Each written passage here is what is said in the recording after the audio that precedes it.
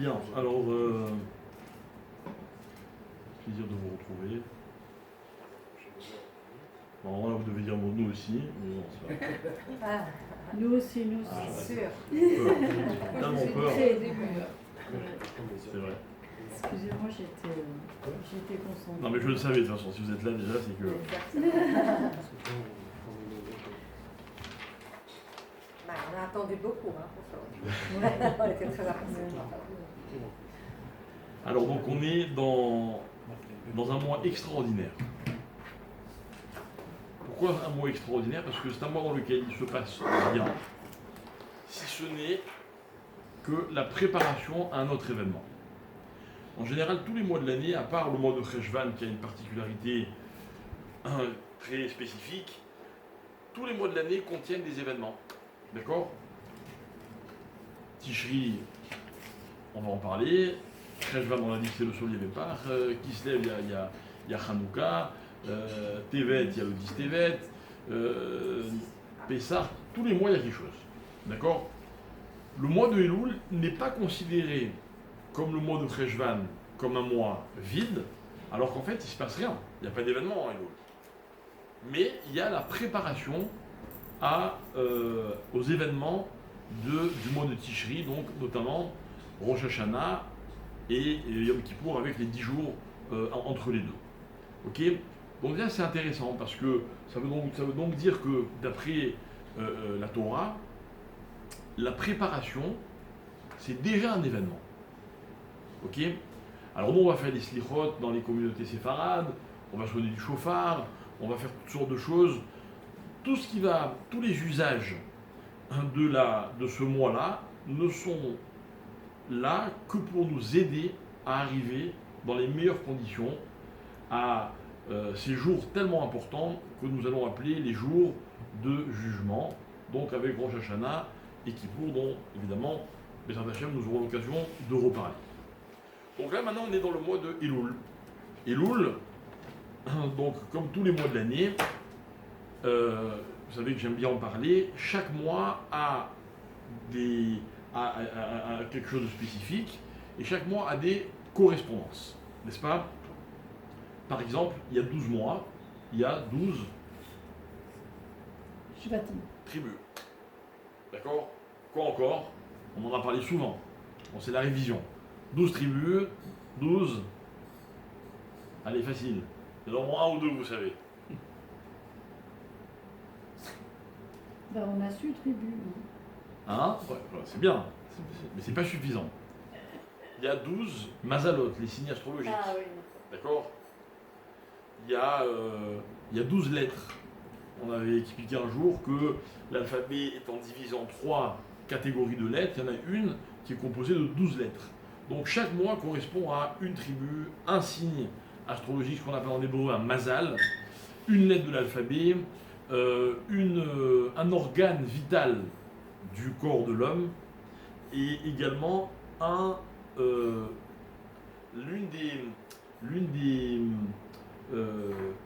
ce qu'on appelle en hébreu des kochot à nefesh, littéralement donc les forces de l'âme, en fait les potentialités de la personne, mais pas dans notre dimension physique, plus dans notre dimension spirituelle ou morale. Alors il y a par exemple la joie, la tristesse, la capacité de voir, mais là je ne parle pas évidemment de la capacité physique, mais donc cette sagesse que l'homme possède, grâce à laquelle l'homme peut enregistrer visuellement des informations et il en dispose, l'homme sait écouter aussi, d'accord, donc ça fait partie des facultés qu'il possède, encore une fois, rien à voir avec le physique, etc., etc. Le mois de Elul, évidemment, ne fait pas exception à la règle.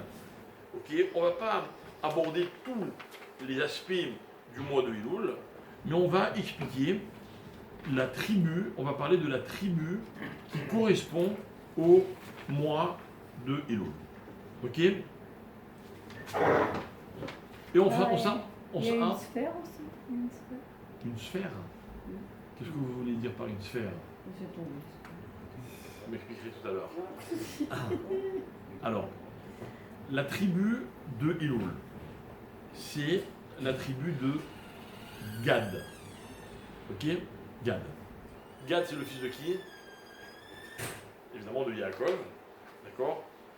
Mais il a eu Gad avec Zilpa, qui est la servante de Gad, de Léa.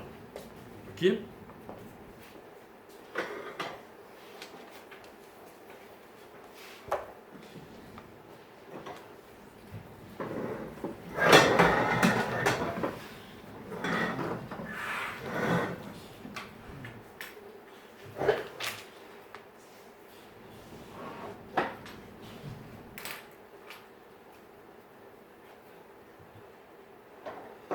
Voilà.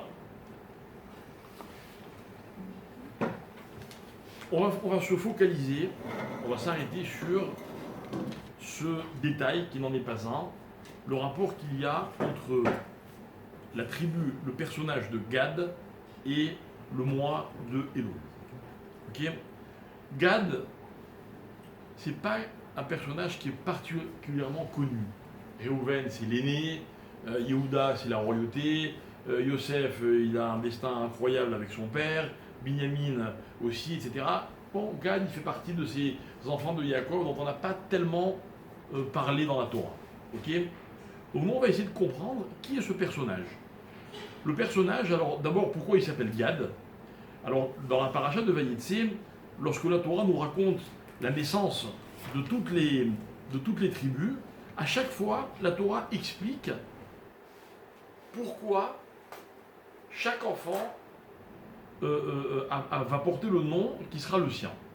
Réhouven, la Torah dit parce que Léa, elle se sentait pas aimée par son mari, elle a eu un garçon, donc elle va dire Ra'a Hashem etoni, Dieu a vu ma détresse, il m'a donné un enfant. Après, elle va en avoir un autre qui va s'appeler, donc Réhouven, ça vient du mot lirot, voir.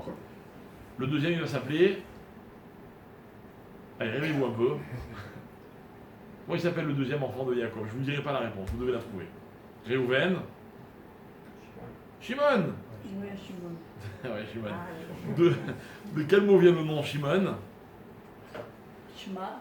Shmoa. Shimon. D'accord? Alors Léa, elle va dire Kishama Hashem, Dieu m'a écouté, etc., etc. Arrive la naissance de Gad. Ok? Donc, voilà comment ça se passe. Léa a des enfants. Ok? Rachel, elle voit qu'elle n'a pas d'enfant. Qu'est-ce qu'elle fait? Elle donne littéralement sa servante à son mari. D'accord? Ils vont avoir ensemble 2 enfants, 2 tribus. Ok? Les 2 tribus donc de Bila, la servante de Rachel, ça va être Dan et Naphtali. Léa, voyant que Rachel avait des enfants par sa servante, elle va également donner sa servante Zilpa à Yaakov, qui va avoir 2 enfants, Gad et Asher. Évidemment, on est dans des mœurs que nous ne connaissons plus vraiment aujourd'hui. La Torah me dit Vateled Zilpa le Yaakov Ben, elle enfante donc d'un garçon, va Tomer Léa. Alors Léa va dire Ba Gad. Ba Gad. Très intéressant. Dans la Torah, Ba Gad, c'est marqué en 3 lettres. Bet, Gimel, Dalet. Lorsqu'on lit le texte de la Torah, on ne lit pas en 3 lettres, on lit en 4 lettres. On lit Ba Gad, Bet Aleph, séparation, Gimel Dalet. Ok? À l'oreille, il n'y a pas de différence. Il y a souvent des mots dans la Torah qui sont écrits d'une certaine manière, qui se prononcent d'une autre manière, ce qu'on appelle le Keri-Ktiv. Keri-Ktiv, c'est un grand sujet que développe le Talmud, dans lequel il nous explique, les Chachamim nous expliquent que dans la Torah, il n'y a pas seulement ce qui est écrit, il y a aussi ce qu'on appelle la transmission. En hébreu, pour les Talmudis, ça donne la formule suivante. Yesh, M, la Mikra, et M, la Masoret. Littéralement, il y a la mère de ce qui est écrit, et il y a la mère de ce qui se transmet. Et on apprend de tout ce sujet-là, qui est très vaste, que la Torah, c'est pas seulement des écrits qu'on se transmet de génération en génération, il y a une tradition. C'est d'ailleurs ce qui va faire un petit peu, dans le peuple juif, on va dire, des espèces de clivages. Ah, chez nous on faisait comme ceci, chez nous il n'y a pas une synagogue au monde dans laquelle on n'a pas ce genre de discussion, chez nous ceci, chez nous cela. Pas grave. C'est pas une division, c'est un enrichissement. Ok? Il y a une origine à cela. Il va y avoir par exemple des fois marqué dans la Torah, ou et on lit hi. Ou alors hi et on lit ou. D'accord? Ou c'est quoi en hébreu? Il. Comment on écrit ou? Et vav aleph. D'accord? Des fois il y aura marqué ou et on dira hi. C'est qui hi? C'est elle. Et des fois le contraire. Aime la Masouret et aime la Mikra. Très bien. Donc là il y a marqué Bet Gimel Dalet. On ne va pas le dire comme ça. Vous n'allez pas le noter si vous suivez dans le texte. Parce que le Baal Koré, celui qui va lire, il va dire Bagad. Ok? On a rajouté un Aleph. Mais on en a fait deux mots. Ça veut dire Ba est venu, Gad. On va expliquer dans un instant ce que c'est Gad. Si on avait dit en un seul mot, ça voudrait dire quoi? Bagad. Traître. Traître. Bravo. Ok? Donc il ne s'agit pas de traîtrise, ni de tromperie. Ok? Bagad. Elle va rendre hommage à la naissance de cet enfant en disant ah, Gad est arrivé. Alors elle l'appellera Gad. Mais notez, avant qu'elle ne l'appelle Gad, Gad c'est pas un prénom. Gad c'est un nom commun. C'est qui ce Gad? Ok? Rachi. Rachi va nous éclairer. Rachi nous dit Ba Gad, Ba Mazal Tov. Le Mazal Tov est arrivé. Alors pourquoi Dafka cet enfant Mazal Tov? On n'a pas le temps, c'est pas le sujet de notre cours, ok? Mais moi ce qui m'intéresse dans notre réflexion de ce soir, c'est que le mot Gad, en fait, il veut dire quoi? Si vous me suivez bien, qu'est-ce qu'il veut dire le mot Gad? Il veut dire, si vous me suiviez bien, ok, vous m'auriez dit, Gad ça veut dire Mazal. Gad c'est quoi Mazal? La chance. La chance. Nous les juifs, on a Mazal ou on n'a pas Mazal? Ah, on a? On n'a pas? El Mazal Israël. Ça n'existe pas la chance? Vous n'avez pas l'impression qu'autour de vous, il y a des gens des fois qui ont un bol de fou et d'autres qui n'ont pas de chance du tout? Non, c'est en fait. Hein? C'est une autre signification. On ne va pas les mettre comme chance. Alors c'est ça le sujet. C'est ça le sujet. Alors si Mazal, c'est tout le système astrologique avec la prédétermination, etc. El Mazal Israël. El Mazal Israël. Pourtant, on passe, sans arrêt on se souhaite Mazel Tov. Pour un oui ou pour un non, on dit Mazel Tov. Alors, un enfant qui est né, c'est pas un oui ou un non, ou un mariage, d'accord, mais quelqu'un qui a 5 on dit Mazel Tov. Des fois même pour une mauvaise nouvelle, on dit Mazel Tov. C'est un souhait. Hein? Mazal, c'est aussi le destin, non? Justement. Pour les Chabet Mazal Non, chez alors c'est c'est le ça. destin. Alors, on a dit que ça, En Mazal Israël. Le peuple juif n'est pas, voilà, n'est pas sujet à la fatalité qu'on appelle le destin, ce qu'on désigne vulgairement par le mot Mazal. Chacun sa chance. Non, chez nous ça n'existe pas. Chacun sa chance. On peut toujours tout changer. Et pourtant, on se souhaite Mazel Tov. Donc le Mazal, c'est quand même une notion qui existe. Donc en fait, mes chers amis, ce qui va être intéressant, on fait un petit cours de grammaire rapide, c'est de comprendre le sens du mot, mais l'étymologie du mot. Ça sert à rien, la porte derrière elle est fermée, parce que tout le monde essaye de rentrer discrètement. Mais bon, ils vont revenir. Ok? Donc, le mot Mazal, ok? On va voir quelle est sa signification. Et quand on aura défini la signification du mot Mazal, on pourra comprendre est-ce que nous, le peuple juif, on est sujet au Mazal ou on n'est pas sujet au Mazal. D'accord? Alors on va chercher dans la Torah, comme on fait d'habitude, quand on veut comprendre un mot, on cherche dans les textes et on va essayer de trouver où se trouve ce mot, où il est écrit. D'accord? Dans le verset ici, il n'y a pas marqué Mazal, il y a marqué quoi? Gad. J'ai eu peur, hein? D'accord? Il y a marqué Gad, mais le mot Mazal, il veut dire quoi? Est-ce que quelqu'un a une idée? Il faut un peu le décomposer, hein? On a expliqué plusieurs fois dans nos cours que grammaticalement, la racine d'un mot est composée de 3 lettres. Dans la Torah, une racine, ça peut être aussi 2 lettres. 2 lettres. Ok? Ça veut dire zol, pas cher. Mais d'où vient le mot zol? Ah.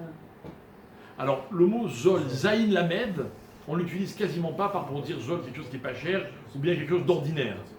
Ok? Mais on va rajouter un préfixe ou un suffixe, et vous allez voir que ce sont des mots qu'on utilise souvent. Alors, vous me parlez de zol, pas cher, donc tout de suite on est dans les problèmes économiques, etc.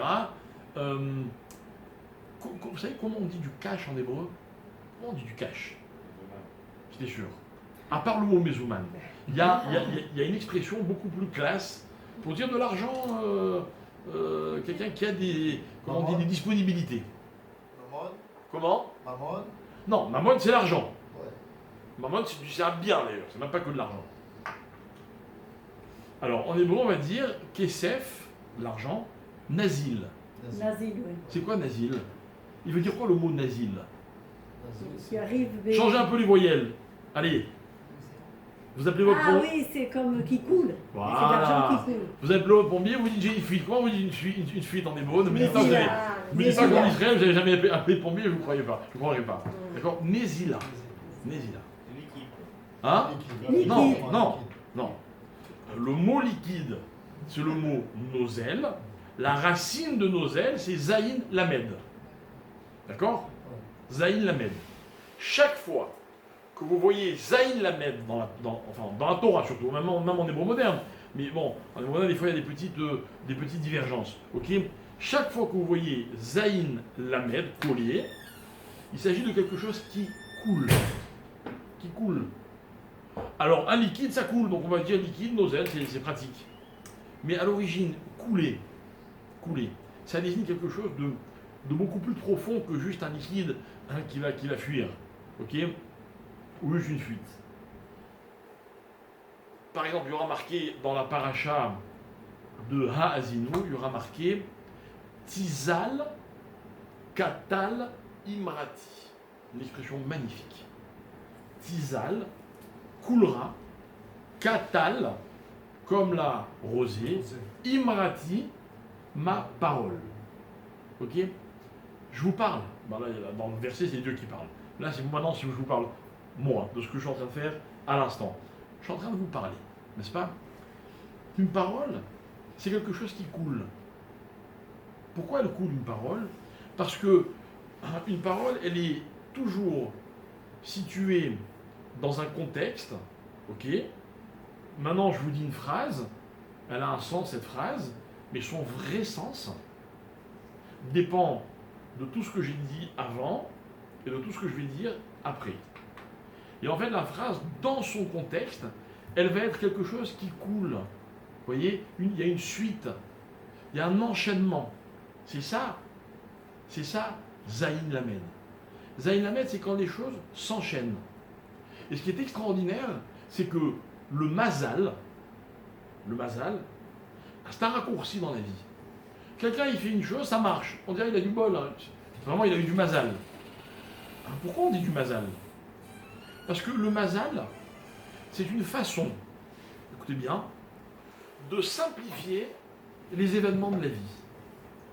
Lui, ça a marché, il a eu de la chance. Alors moi, je viens et je vous embête, je dis, il y a peut-être une autre raison. Maintenant, je vous accorde que trouver une autre raison que la chance, c'est plus compliqué. Ok? Donc, dans la vie, c'est un raccourci que de dire, ah, c'est de la chance. Mais en fait, si je réfléchis plus en profondeur, je ne peux pas me suffire de cette explication. Parce que là, je suis dans la fatalité. Comme je le dis souvent, on n'est pas là pour subir. Un juif, il ne subit pas la vie. Ni dans le bien, ni dans le contraire. Quand je dis que les choses dépendent de la chance, c'est qu'en fait, je les subis, quoi. Lui, il n'y a aucune autre explication dans sa réussite que la chance. Non, il y a peut-être une autre explication. Peut-être il a travaillé. Peut-être il a mérité. Peut-être qu'il a une histoire qui fait que... En quoi est-ce que Mazal est un raccourci? Parce que ça explique les choses. Vous voyez, les choses dans une vision simple, elles dépendent de la chance. En fait, si on le disait correctement, ça donnerait la phrase suivante, ça coule de la chance. Tout ce qu'on a dans la vie, c'est ou de la chance ou de la malchance. Ça coule, facile. J'ai trouvé l'explication, impeccable. J'ai résolu tous mes problèmes. Cela découle. Découle, si vous voulez. D'accord? Vient la Guémara, elle me dit non, non, En Mazal Israël. Le juif, il ne peut pas se suffire d'une explication aussi simple. Alors, on ne remet pas en cause le concept lui-même, c'est-à-dire le fait que les choses, elles proviennent d'ailleurs, elles découlent de quelque chose. Je ne remets pas en question ce principe. Mais juste, je vais lui donner un peu plus de consistance. Et je ne vais pas m'arrêter à la simple chance ou malchance. Donc, El Mazal Israël. Maintenant, ce qui me reste, c'est à déterminer d'où viennent les choses. Quelles sont leurs origines? Dans la Torah, vous savez que les noms de famille n'existent pas. Quand on veut nommer quelqu'un, qu'est-ce qu'on dit? On dit un tel, fils d'un tel. Genre d'où tu coules. Et pas dans le sens de couler, d'accord? Dans le sens d'où tu viens. Dieu dit, parachat à Asino, Imrati, ma parole, Tizal Katal, il faut qu'elle coule comme de la rosée. La parole de Dieu, il ne faut pas qu'elle soit comme une espèce de comment dire, qu'elle s'impose dans nos vies. Non, non, ma vie, en fait, c'est la suite logique de ce que Dieu me dit. Ok? Être un bon juif, c'est pas être religieux ou pas religieux, ou faire tant de mitzvot ou pas tant de mitzvot. C'est est-ce que dans ma vie, il y a une suite logique entre ce que Dieu a dit et ce que moi je fais ou ce que je suis. Voilà. Ça c'est Tizal Katal. Ça c'est Mazal. Alors pourquoi est-ce que cette matriarche, Léa, au moment de la naissance de 7 enfants, elle va me dire, bon ben voilà, celui-là c'est Gad, enfant, il est arrivé Gad, est arrivé ce qui aurait dû couler. Pourquoi? Peu importe, c'est pas notre sujet. On va donc voir une chose, c'est que Gad incarne cette notion. Gad incarne la notion de ce qui survient parce qu'il y a une raison au préalable. Et en fait, je vais vous dire quelque chose, déchiffrer la vie, c'est comprendre d'où viennent les choses qui m'arrivent. Ou bien, qu'est-ce qu'entraîne les choses que je suis en train de vivre. S'il y avait quelqu'un qui était capable de toujours expliquer ce que je viens de dire, ben la vie serait, j'ai envie de dire, serait comme un livre facile à lire, quoi. Bon, malheureusement, c'est pas le cas. Mais c'est là qu'il faut chercher. Alors, on est dans un mois, donc on le disait tout à l'heure, qui est extraordinaire parce qu'il n'y a pas d'événement, mais il y a une préparation. Ok? Le mois de Elul, mes chers amis, il vient m'apporter une leçon. La leçon, c'est la suivante. Dans la vie, il n'y a pas d'événement sans préparation. On ne peut pas vivre des événements par hasard. Dans tout ce que je vis, je trouve un sens grâce à la préparation. Si je n'ai pas eu le temps de me préparer, tant pis pour moi. L'événement ne sera pas le même. Moi, je raconte souvent que quand j'étais gosse, enfin quand j'avais un peu moins de 13 ans, je faisais des cauchemars à l'approche de ma bar mitzvah. Pourtant, je ne suis pas spécialement d'une nature angoissée, mais mes cauchemars, c'était que j'arrivais à ma bar mitzvah et je n'étais pas prêt. Vous voyez? On me disait, c'est maintenant ta bar mitzvah. Je dis, mais je n'ai pas encore mon costume, je n'ai pas préparé ma paracha. Vous voyez? Vous imaginez l'angoisse de quelqu'un qui vit un grand événement et il n'a pas eu le temps de s'y préparer. Alors, Elul, c'est le temps de la préparation. Magnifique. Quelle plus belle image que de relier le mois de Elul à ce personnage qui porte ce nom, le nom de Gad. Mais il y a une question. Pourquoi Gad, enfin la naissance de Gad, s'écrit d'une certaine manière dans la Torah et elle se lit d'une autre manière? Si le sens est Bagad, Gad est arrivé dans le sens de ce qui découle, pourquoi la Torah n'écrit pas le fameux Aleph? Et si c'est pas ça le sens, alors pourquoi on le rajoute le Aleph? D'accord? Bien. Donc on a expliqué que Bagad, on a dit tout à l'heure, c'est la trahison. Ok, très bien, c'est vrai. Mais il y a aussi autre chose dans le mot Bagad. Beged. Beged, oui, si vous voulez. D'accord? Je vais vous aider, c'est facile. C'est facile, mais j'aimerais bien que vous trouviez, vous, ce qui est particulier dans ce mot-là. Quand vous voyez devant vous bête, guimel, dalet, à quoi vous pouvez penser? Une suite. On est en plein dans notre sujet. Voilà un mot dans la Torah composé de 3 lettres qui se suivent dans l'alphabet. C'est très rare. C'est très rare. Ok? Alors, il y a un sens. Il y a un sens. Il y a un sens magnifique, c'est que il y a tellement de façons de lire l'alphabet hébraïque que j'aimerais en donner un petit exemple, justement grâce au mot Gad. Ok? Gad, c'est la 3e et la 4e lettre de l'alphabet, elles sont juxtaposées dans l'alphabet. Dans la Gemara de Shabbat, page 104, la Gemara va donner un aperçu de l'immense sagesse de l'alphabet hébraïque. Et elle va expliquer pourquoi Aleph, pourquoi Bet, pourquoi Gimel, pourquoi toutes les lettres. Et elle va nous expliquer, la Gemara, que les lettres de l'alphabet, elles ont un tas de significations. Ok? Il y a la valeur numérique, il y a la façon dont on prononce une lettre qui va avoir une incidence sur le mot que l'on lit. Ok? Par exemple, vous savez que chez les Tunisiens, par exemple, c'est très important de lire les lettres en fonction des règles de grammaire. Alors voilà pourquoi il y aura par exemple le Vav, des fois on va le lire Vav, et des fois on va le lire Waouh. Ok? Des fois on va dire Gimel, des fois on va dire Rimel. Ok? C'est pas par hasard. Parce que quand le mot veut dire ceci, parce qu'il y a telle règle de grammaire, alors on dit Gimel, et quand il veut dire autre chose, on dit Rimel. Et quand on va lire la Torah, on va reprendre le Chazan. Les gens ils vont même pas comprendre qu'il y a différence. Non, on a changé le sens. On est passé d'un présent à un passé. On est passé d'un complément d'objet direct à un adjectif qualificatif. Vraiment. Ok? Très bien. Il y a aussi la calligraphie de la lettre. Chaque lettre, elle a une forme. La forme, elle a aussi une signification. Il y a aussi le nom de la lettre. Le nom veut dire quelque chose. Les lettres portent des noms. Ok?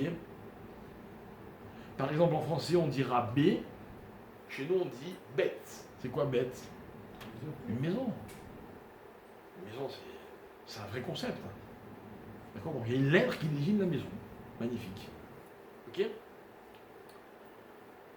Il y a aussi la place de chaque lettre, la position de chaque lettre dans l'alphabet.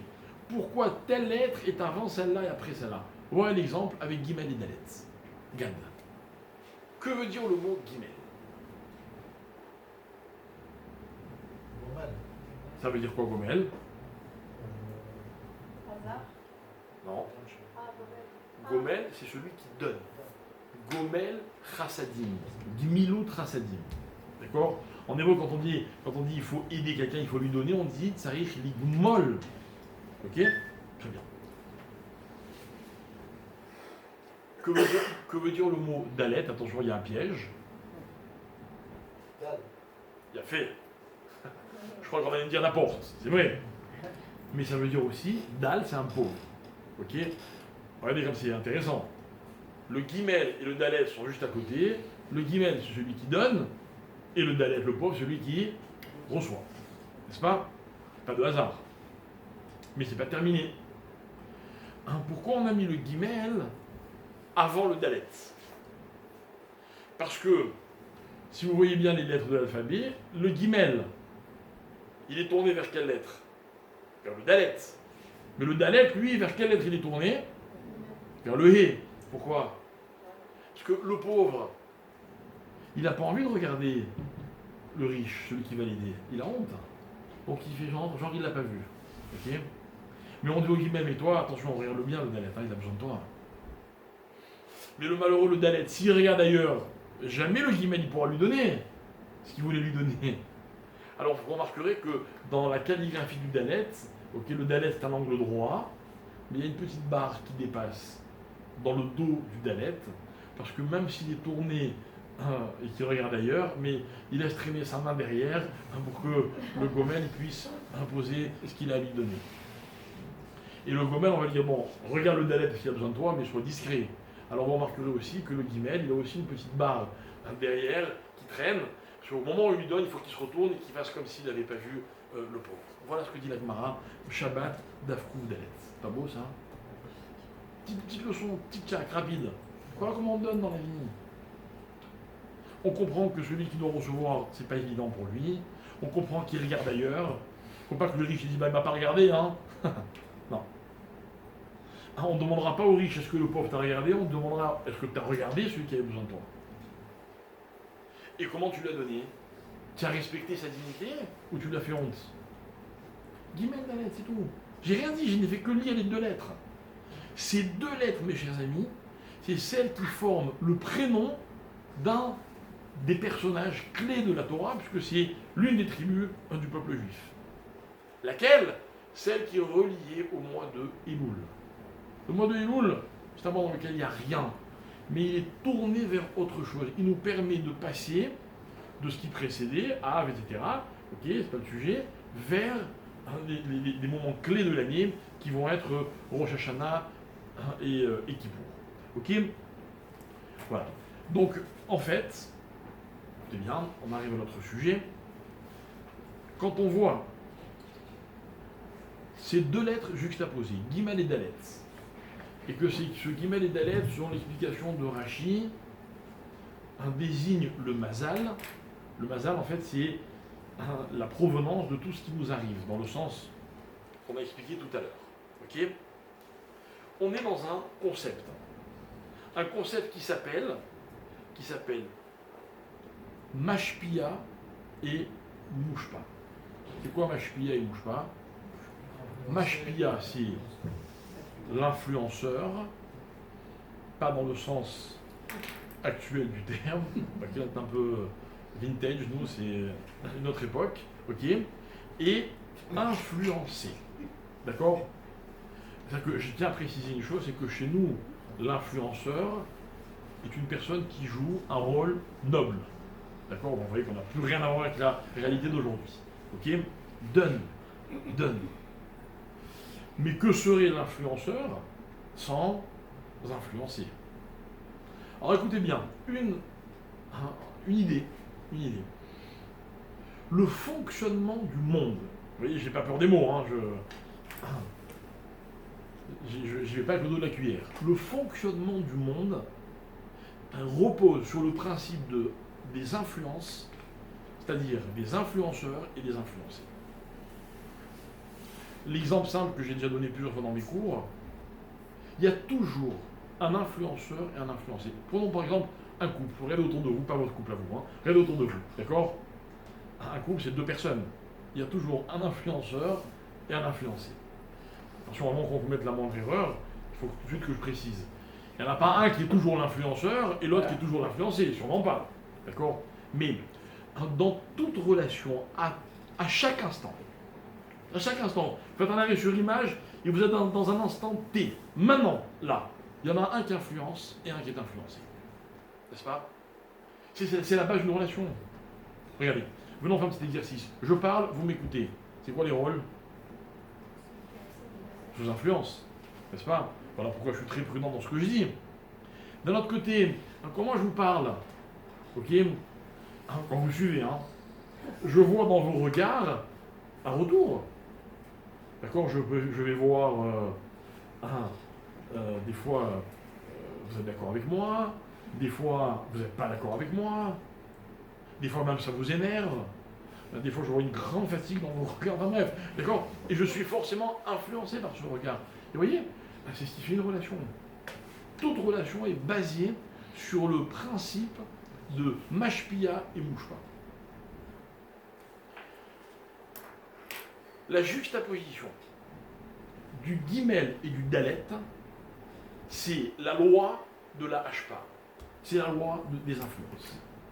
Tout vient de là. Magnifique. On est dans une histoire un peu bizarre, où il y a une femme qui n'aurait pas dû être la femme de son mari, elle a des enfants, alors que celle qui aurait dû être sa femme n'a pas d'enfants. Celle qui aurait dû être sa femme et qui n'a pas d'enfant va donner sa servante. Rien que la phrase, dans le contexte actuel, est difficile à dire. Elle a pris sa servante, une servante, et elle a donné à son mari. De quoi on parle? Vous voyez, on est dans les influences. On est dans les influences. Bila, c'était une servante. Mais regardez comment elle a joué son rôle jusqu'au bout. Sa maîtresse lui a dit va et je veux que tu aies un enfant. Elle est allée élever un enfant. Elle a changé le cours de l'histoire. Le peuple juif n'aurait jamais été ce qu'il est s'il n'y avait pas eu ce comportement de la part de cette femme qui a fait ce qu'on lui a dit de faire, sans qu'on lui demande son avis. Si vous voyez être influencé, c'est très important. Tout dépend des influencés. C'est pas un second rôle, contrairement à ce qu'on peut nous faire croire. Pas du tout. Toute relation, elle est basée sur ce principe d'échange. Gimel, dalet. Le gomel qui donne au dal. Vous voyez, dal, pauvre. D'ailleurs, ça se dit de plusieurs façons, pauvre. On peut dire dal, on peut dire ani. Il y a plusieurs façons dans la Torah. Un dal, c'est pas péjoratif. Non. Sans vouloir offenser personne, vous venez écouter un cours de Torah, celui qui vous le donne, il a le cours de Torah. Quand vous allez l'écouter, vous n'avez pas le cours de Torah, avant de l'écouter. Donc, juste avant le cours, vous êtes dalle par rapport à ce cours. Pas grave. Dal caloriot, dit-on. Ouais, ça n'a rien à voir. Non mais, on se comprend. Vous rentrez dans un magasin, vous achetez quelque chose. Le vendeur, la vendeuse, ça ne m'intéresse pas de savoir si vous êtes mieux que lui, ou moins bien que lui, ou plus riche, ou moins... Non, il a ce qui vous manque. Vous êtes dalle, et lui, il est gomel. Et quand on accepte ce principe, c'est magnifique. Parce qu'on se rend compte que la société, c'est comme ça qu'elle est forte. Grâce à l'échange. On a un mois qui s'appelle Elul. Il ne sert à rien, il n'y a rien, il ne se passe rien dans Elul. Non. Il se passe que grâce à lui, on va pouvoir se réaliser pendant Tishri. Magnifique.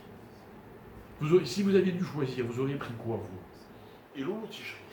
Si vous deviez être à moi, vous n'aurez pas choisi Elul, Tishri, Rosh Hashanah, qui pour les synagogues pleines, les mitzvot de tous les côtés, tout le monde court dans tous les sens, c'est vrai. Elul, c'est la reprise, rentrée des classes, après les vacances, bon, on est encore un peu bronzé pour certains, ok, c'est tout quoi. Non, c'est un mois magnifique, Elul. C'est le mois de la préparation. Il ne peut rien se passer s'il n'y a pas d'abord une préparation. Vous voyez? Mais le mois de préparation, il est complètement influencé par ceux qui nous aident à préparer. Voilà ce que c'est Elul. Maintenant, dans l'année juive, il y a Tammuz, Av, Elul, Tishri. Ok? Tammuz, Av. Les initiales, c'est Tav, Aleph, dernière lettre de l'alphabet, première lettre de l'alphabet. Elul, Tishri, c'est première lettre de l'alphabet, dernière lettre de l'alphabet. Et en fait, comme si on voulait nous expliquer que les mois se succèdent, et en fait, chaque événement dans la vie, il entraîne l'événement qui va suivre. Ok? Ça, mes chers amis, c'est Gimel et Dalet. Gimel et Dalet. La plus grande erreur dans la vie serait de considérer que la chance joue un rôle dans le sens où elle permet de trouver une explication là où il n'y en a pas. Ok? La Gemara va mettre le haut là, elle va dire non, En Mazal Israël. Ça veut dire quoi? En Mazal Israël. Alors on va expliquer un petit peu. Cette notion de En Mazal Israël, on la trouve dans la Torah, au tout début de la Torah, dans la paracha de Lech Lecha. Lech Lecha, c'est la paracha dans laquelle l'histoire d'Abraham commence. 20 ans, quitte ton pays, il habite chez ses parents, il faut qu'il décroche. D'accord? Il se sépare de tout ce qu'il a été, donc de ses origines, et il va devoir démarrer une nouvelle histoire. C'est un peu contradictoire avec ce que je viens de dire, que je suis en train d'expliquer depuis tout à l'heure, qu'au contraire, les événements de la vie s'enchaînent, et j'ai toujours besoin de savoir quelle est l'origine. Et bien Abraham, non. Mais ça va être très très dur. Ça va être tellement dur, écoutez bien, que Abraham, lorsqu'il va déconnecter, ou lorsqu'il va se déconnecter de ce qu'il a précédé, son projet c'est quoi? C'est de fonder une nouvelle famille. Alors regardez, il n'y a pas de hasard, il n'arrive pas à fonder une famille. L'enfant qu'il attend ne vient pas. C'est curieux. On aurait presque envie de dire à Abraham, Abraham, fallait pas renier tes parents. Si tu renies tes parents, c'est normal que tu n'aies pas d'enfant. Tu vas travailler avec ton livre, et bien tu vas rester libre, déconnecté. Évidemment, c'est pas le projet de Dieu. N'empêche qu'il aura du mal à avoir des enfants. Alors un jour, on me raconte la Torah dans Lech Lecha, Dieu va voir Abraham, et Abraham, il lui dit, il lui fait des promesses, et ta descendance, et tu auras ceci, et tu auras cela.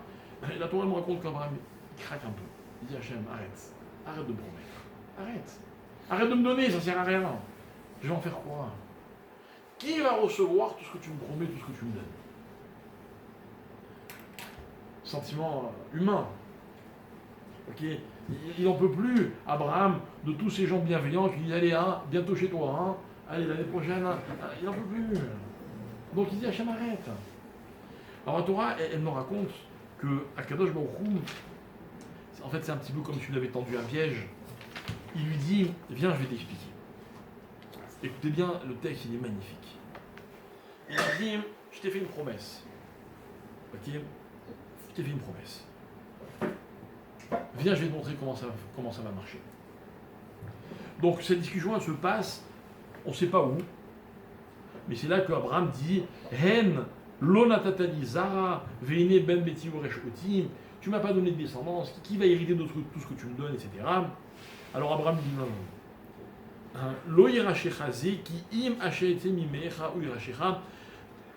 Celui qui t'héritera sera celui qui sortira de tes entrailles. Il a 99 ans. Vayotse oto achutsa. Alors écoutez bien le texte. Il l'a sorti à l'extérieur. Vayomer abetna hashamayma usfor akochavim. Il lui dit lève les yeux au ciel et compte les étoiles. Im tuchal isporotam, tu arrives à les compter. Vayomer lo koi ezaracha. Et il lui dit ainsi sera ta descendance. D'accord? Alors on n'a pas avancé. Parce qu'en fait c'est encore une promesse.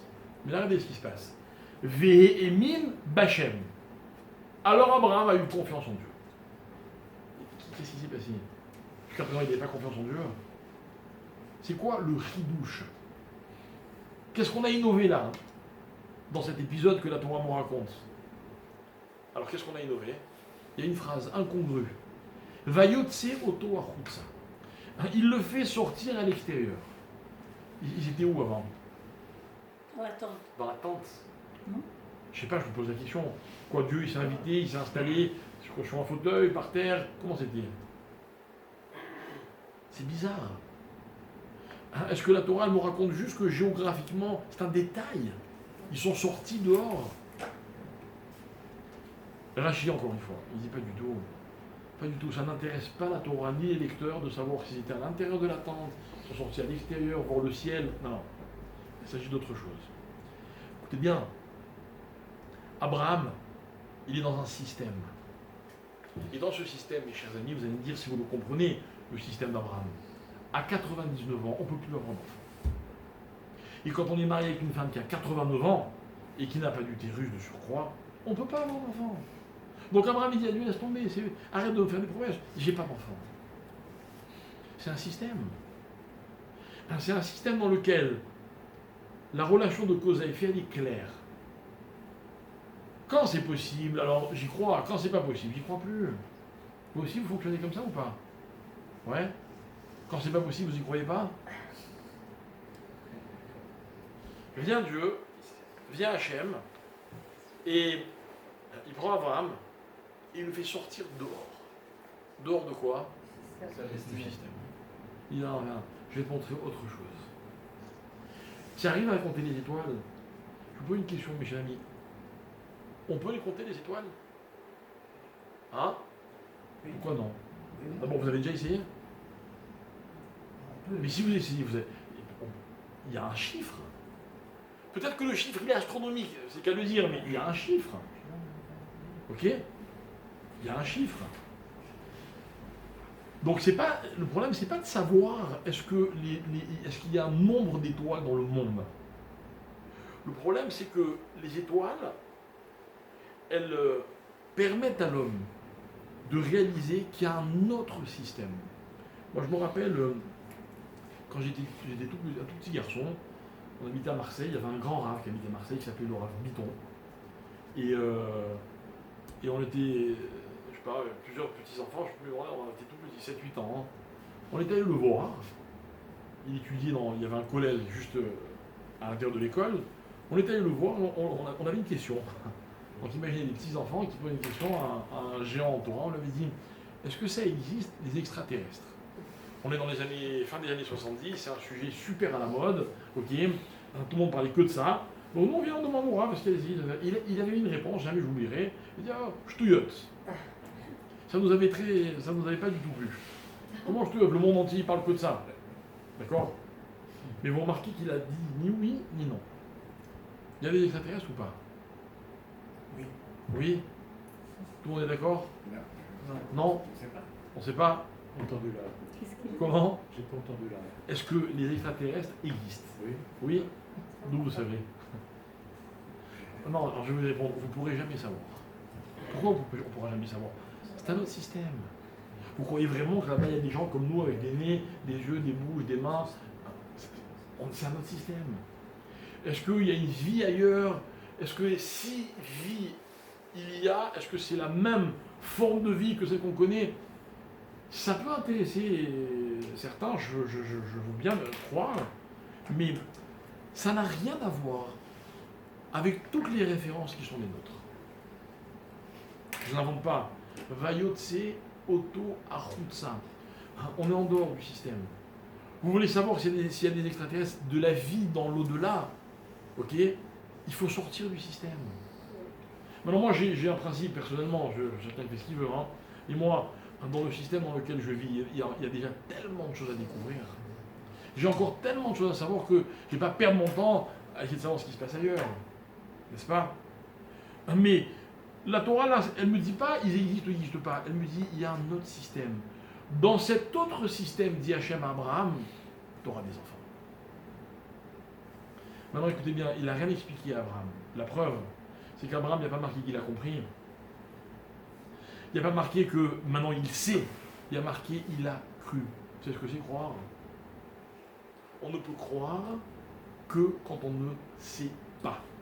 Si on sait, on ne croit pas. Si on croit, c'est qu'on ne sait pas. Ok? Vehe et mine. Alors il a eu confiance. Ah, ok, si tu le dis, je te crois. Ah, là-dessus vient la Gemara. Alors, elle ne le dit pas de façon aussi explicite, je fais un petit peu un amalgame. Là-dessus vient la Gemara, elle me dit, ah, ben, un Mazal Israël. C'est quoi un Mazal Israël? Ça ne veut pas dire que le Mazal n'existe pas. Ça veut dire que le juif, c'est lui qui va décider du fonctionnement de ce qu'on appelle les influences. C'est pas les étoiles qui décident de ce qui va m'arriver. C'est moi qui décide. Un mois, MOIS, c'est une influence. Le mois de Elul, marqué dans tous les livres de Torah, et ouvrez tous ceux que vous voulez. Le mois de Elul, Akadosh Baruch Hu, il est particulièrement miséricordieux, et il va nous être à l'écoute, et il attend qu'on fasse des prières, et qu'on se lève tôt pour faire des stérodes, ou qu'on se couche tard, et le chauffard. Donc il y a une certaine influence. Il y a une ambiance dans Elul. Rosh Hashanah, attention, din, faut pas rigoler avec Rosh Hashanah. À la limite, Kippour, c'est plus sympa que Rosh Hashanah. Yom HaRachamim. Là, il s'appelle Yom HaDin Barachamim, la rigueur dans la miséricorde. L'autre, il s'appelle Yom HaRachamim Badin. Mais on attend d'y revenir bien. Ok? Donc, il y a une influence. À Sukkot, on va dire Zeman Simchatenu, le temps de la joie. C'est-à-dire que c'est un temps dont l'influence est la joie. On peut-être en parlera aussi. Là, on est dans Elul. Donc l'influence existe. Mais même l'influence, mes chers amis, ce n'est pas une fatalité. Même l'influence, ce n'est pas une fatalité. Ça veut presque dire comme ça, que si je vous dois tout, ça ne veut pas dire que ce que je suis, c'est grâce à vous. Vous m'avez influencé, mais j'ai fait de votre influence, j'ai fait ce que moi, j'ai décidé de faire. Je suis devenu ce que j'ai décidé d'être. Tous ceux qui ont des enfants le savent, à nos enfants, on leur explique, on leur apprend, on leur montre, on leur fait des reproches, mais ils font finalement ce qu'ils veulent. Ils seront ce qu'ils décideront d'être.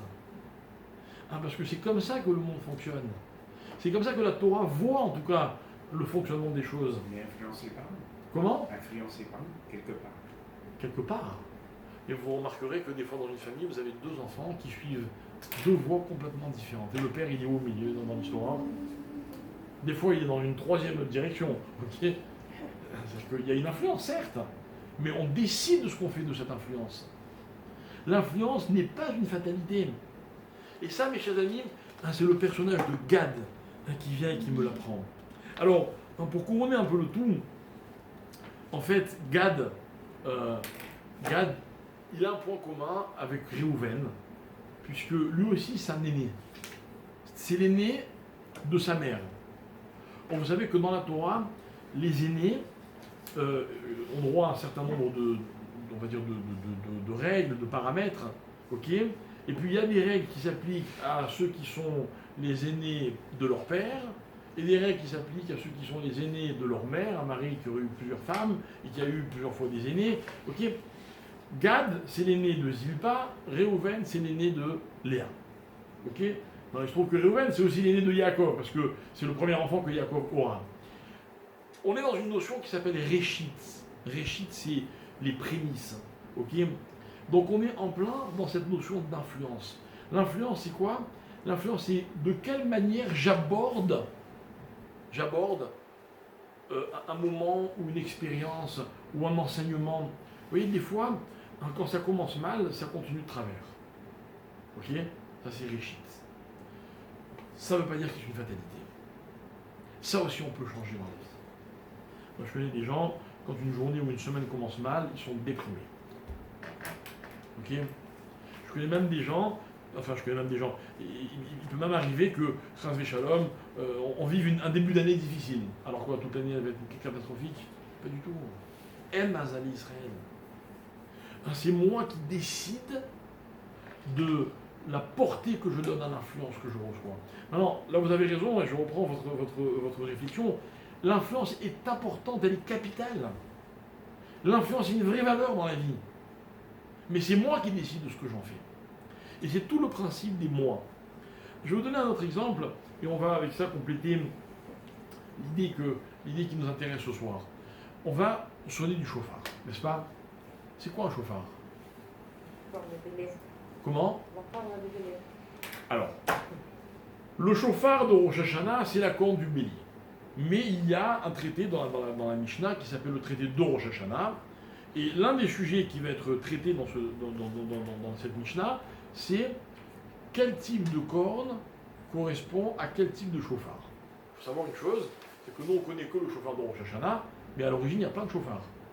On sonnait du chauffard quand il y avait le fameux Yovel, le jubilé, on sonnait le chauffard quand on allait à la guerre. La Torah me parle même d'un chauffard qui a retenti quand les Juifs ont reçu la Torah. Il y a plein de chauffards. Ok. Et chaque fois la Mishnah demande, là, quel chauffard je dois prendre. Et la Gemara, elle dit, à la Mishnah, elle dit, à Rosh Hashanah, on doit prendre, je ne sais plus quoi, bélier, je ne sais plus quoi d'autre on peut prendre, mais elle dit, mais pas la corne de la vache. Pour Rosh Hashanah, c'est pas bon la corne de la vache. Et la Mishnah demande pourquoi. Et elle répond parce que la corne de la vache s'appelle Keren. Keren. C'est quoi Keren en hébreu? Une corne. Pourquoi c'est du bélier, c'est pas Keren? Question que posent tous les commentateurs. Et la Mishnah avait dit non, bélier il s'appelle pas Keren, il porte un autre nom, je ne me rappelle pas toutes les nuances, peu importe. En tout cas, il y a un enseignement qui est intéressant. Keren ne correspond pas à ce son que nous devons entendre à Rosh Hashanah. Dites-moi, je vous pose une question, mes chers amis. Est-ce que quelqu'un sait à quoi il faut penser pendant que retentit la sonnerie du chauffard le jour de Rosh Hashanah? Si quelqu'un sait, est-ce qu'il peut lever le doigt? Ça m'intéresse. C'est un truc de dingue. Personne ne sait. Tu sais, toi? Les portes sont ouvertes. Comment? Les portes sont ouvertes. Et pourquoi juste pendant le chauffard? Comment? Pourquoi juste pendant le chauffard? Les fleurs d'un enfant, non? Ah, on est passé à autre chose là. On peut continuer encore avec plein de choses. Ben, C'est très compliqué. Moi j'ai une question que tous les ans, on me la pose, c'est quoi la kavana pendant le chauffard? Et oui, je vous dis, moi personnellement, quand ça sonne, enfin ça sonne en général, c'est moi qui sonne, je suis très embêté. Alors moi, comme je sonne, je suis préoccupé. Faire attention, c'est très très précis, la sonnerie du chauffard, c'est à la demi-seconde près. Si vous faites ça trop long, alors c'est pas bon, il faut recommencer, si c'est trop court aussi, etc. Bref. Mais c'est quoi la kavana? Peut-être que pendant que je sonne le chauffard, on devrait dire Hachanou, Bakanou, pardon Hachem, surtout pas. Il ne faut pas le faire. On peut prier, on peut dire Hachem, donne-moi la parnassa, donne-moi la santé. Non, Surtout pas.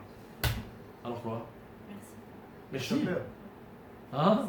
C'est une espèce de. לשפר את עצמך. Échapper et Tatsmi. C'est une espèce d'introspection comme ça. Mais c'est bien tout ça, je suis d'accord avec vous, mais c'est pas le moment du chauffard. C'est pendant la Mida, tout ce qu'on va dire, tout ce qu'on va prendre sur nous, tout ça, c'est le thème de Rosh Hashanah de Kippour.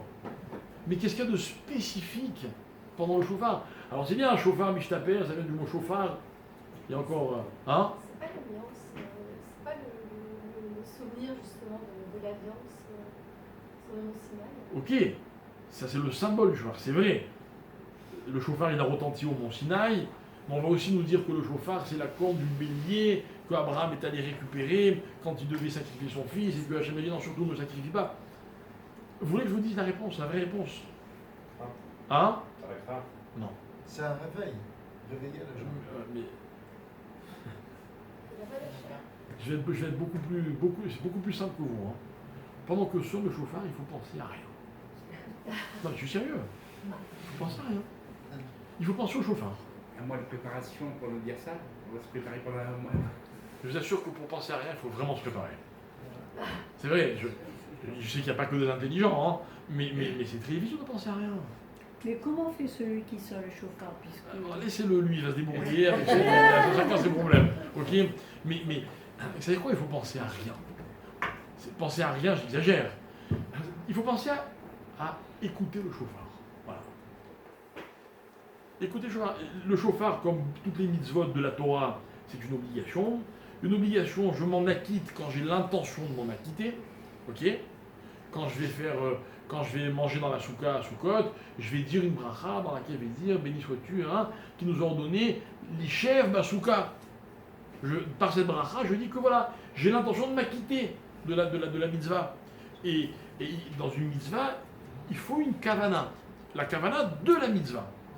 Mais c'est pas le moment ni de demander pardon à Hachem, ni de prier. Non, c'est pas le moment.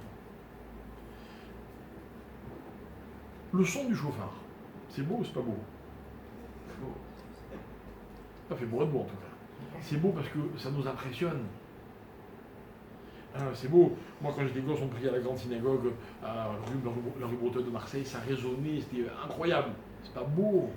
C'est un son qui est monocorde. C'est un son qui n'est pas mélodieux. Il ne faut pas que ce soit une mélodie, le chauffard.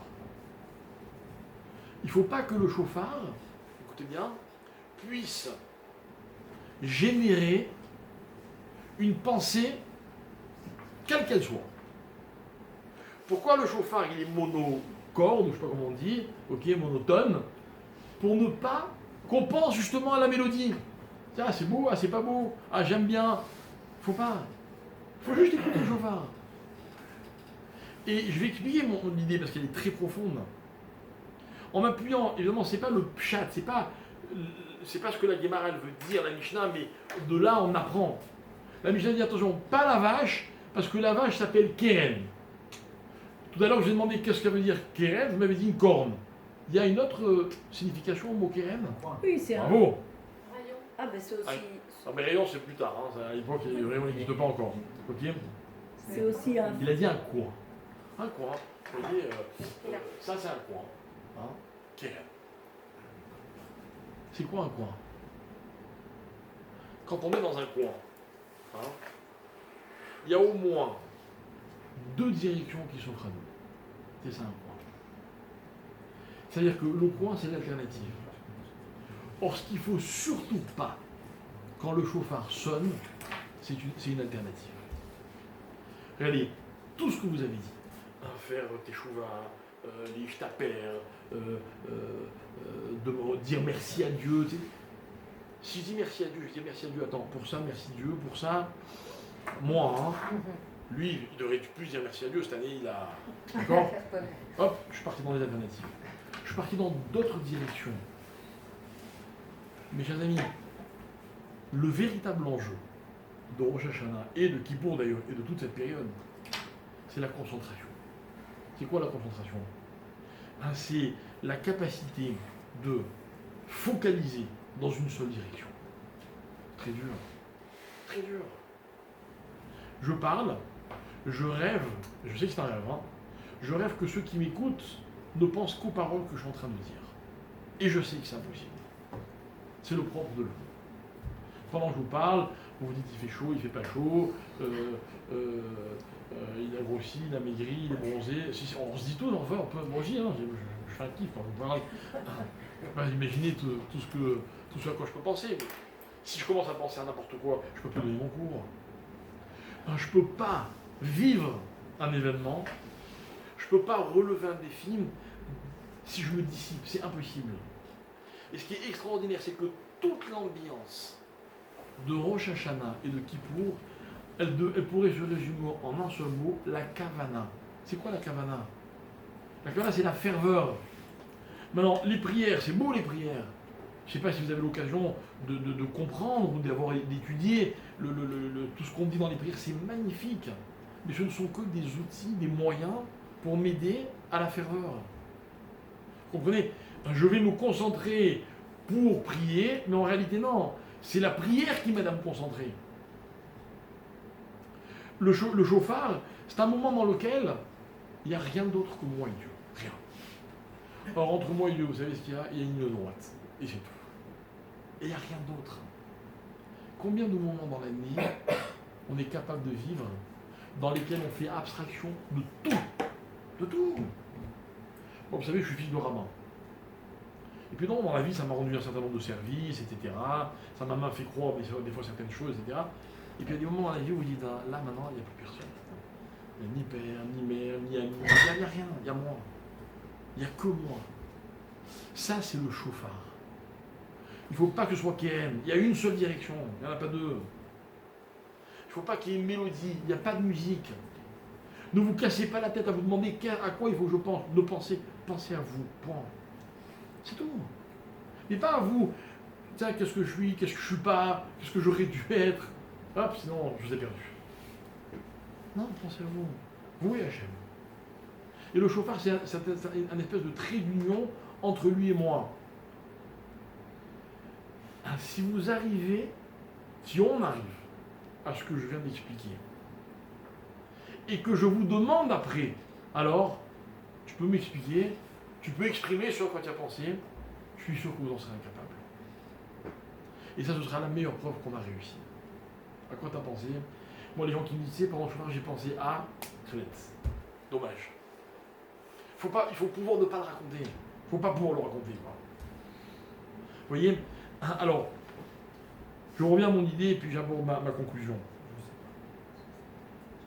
Ce à quoi je voulais qu'on réfléchisse ensemble ce soir, c'est que ce mois de Elul, c'est le mois de la préparation.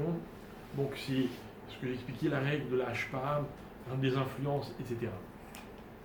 Une préparation, mes chers amis, vous avez tous, j'imagine, passé des examens, d'accord, ou des grands moments de votre vie auxquels vous êtes préparés. Et vous savez tous que la réussite, elle dépend de l'intensité de la préparation. C'est ni la durée, ni l'intensité. L'intensité. Moi, je me rappelle, un jour, j'avais aperçu mon père à l'époque où je ne donnais pas encore de cours, mais j'ai essayé de l'observer pour m'inspirer, espérant qu'un jour, je puisse le faire moi aussi. Et je m'étais rendu compte qu'il étudiait un texte, je l'avais vu avant son cours, et que dans son cours, il avait parlé complètement d'autre chose. Alors je lui ai dit, mais papa, tout à l'heure tu faisais quoi? Mais je vais t'expliquer. Il me dit, il faut préparer ses cours. Quand on donne un cours, il faut le préparer. Il faut savoir qu'est-ce qu'on va dire, qu'est-ce qu'on ne va pas dire.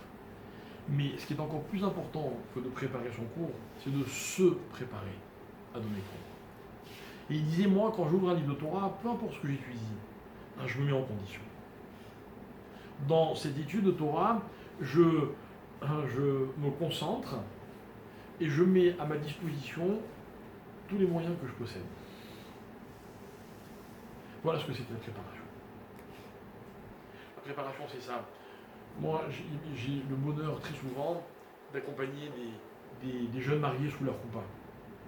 Et quand je dis accompagner, c'est pas au moment seulement de la choupa, c'est souvent des semaines et des semaines avant, on étudie, on se prépare. Et j'aime bien faire monter un peu la pression, quoi. C'est une joie. Mais expliquer au khatan, tu sais, c'est tellement important ce que tu vas vivre, qu'il va falloir qu'à ce moment-là, quand tu vas être sous ta roupa, il va falloir que tu sois en possession de tous tes moyens. Tous tes moyens. Vous savez, il y a des moments dans la vie comme ça où on se sent, tout d'un coup, on est super intelligent, super observateur, super... Vous savez pourquoi? Parce qu'on est concentré. On est concentré. Les grands sportifs, au-delà de leur capacité physique, c'est leur mental qui fait d'eux des champions. Et c'est quoi leur mental? C'est leur capacité à se concentrer. À se concentrer. Quand vous voyez des grands haramim, j'ai d'abord parlé des sportifs, parce qu'on les voit plus souvent à la télé que les grands haramim, ok, mais leur force, c'est leur concentration. Quand ils vous parlent, on dirait qu'il n'y a que vous qui existez. Et quand ils prient, on dirait qu'il n'y a que la prière qui existe. Et quand ils étudient, on dirait qu'il n'y a que l'étude qui existe. C'est ça. Vous voyez, la performance dans la vie, c'est pas un chiffre ou un résultat ou la performance, c'est la capacité de vivre complètement ce que je suis en train de vivre. Et ce que je voulais qu'on comprenne, c'est que c'est ça les lois de l'influence. Les lois de l'influence, c'est j'ai reçu, c'est très bien, hein, et je ne peux pas m'en sortir tout seul, j'ai besoin des autres en permanence. Et les autres ont besoin de moi aussi. Mais tout ça, ça sert à ce que, au moment où il va falloir, où j'en aurai besoin, il n'y a plus que moi. Abraham, il quitte son père. Voilà comment commence l'histoire d'Abraham. On ne sait pas qui est Abraham jusqu'au jour où il s'arrache de toutes ses origines et il se lance tout seul dans la vie. Et il reste tout seul des dizaines d'années. Des dizaines d'années. Mais Hachem lui dit, t'inquiète pas. T'inquiète pas. Un jour, toi aussi tu influenceras des générations et des générations. Et plus le temps passe et plus il désespère. En fait, l'idée, ce serait la suivante. C'est qu'il fallait qu'Abraham il soit lui-même pour pouvoir être le père de toutes ces nations. Enfin, de toutes les nations, le peuple juif. Et pour être lui-même, il fallait qu'il soit que lui-même. Et il va vivre cette solitude qui va finalement, des fois, être très difficile à vivre, comme l'épisode qu'on a raconté, mais qui au final vont le renforcer. Et c'est ça la solitude. Pourquoi la Mida se dit à voix basse? Vous savez, toute la prière se dit à voix haute. On l'a dit tous ensemble. Mais il ne peut pas y avoir de vraie prière s'il n'y a pas un moment dans lequel la personne elle est seule. Elle n'est pas seule face à elle-même. C'est ça la Mida. C'est le cœur de la prière. Celui où il n'y a plus personne. Plus personne. Voilà pourquoi il faut qu'il n'y ait pas de bruit dans la synagogue. Voilà pourquoi il y a marqué dans la halakha qu'on ne doit pas regarder celui qui prie. Parce que s'il s'en rend compte, il ne pourra plus se concentrer. C'est qu'on regarde. Alors, finalement, on est sincère, on est nous-mêmes, quand on a l'impression que chacun est dans sa prière, donc finalement chacun est seul, moi aussi je suis seul. Je suis déconnecté de tout le monde, c'est une vraie prière. Le chauffard, c'est ça, c'est un grand moment de solitude. Mais belle solitude. Belle solitude.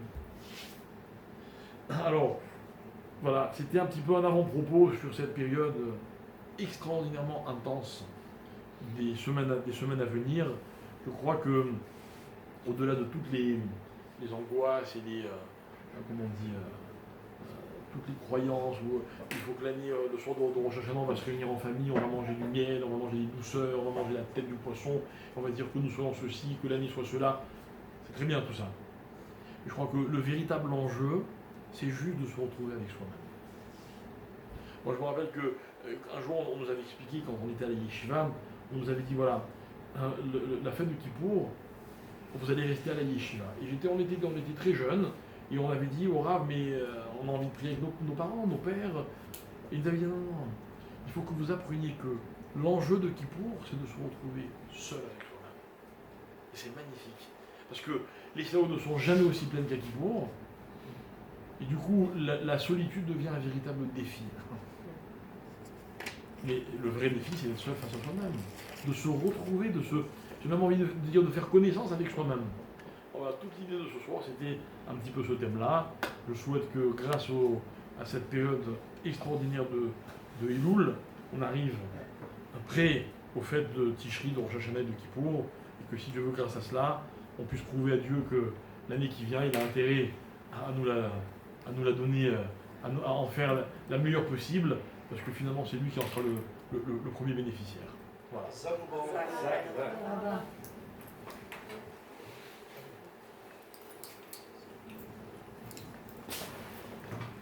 Eh ben, quel silence.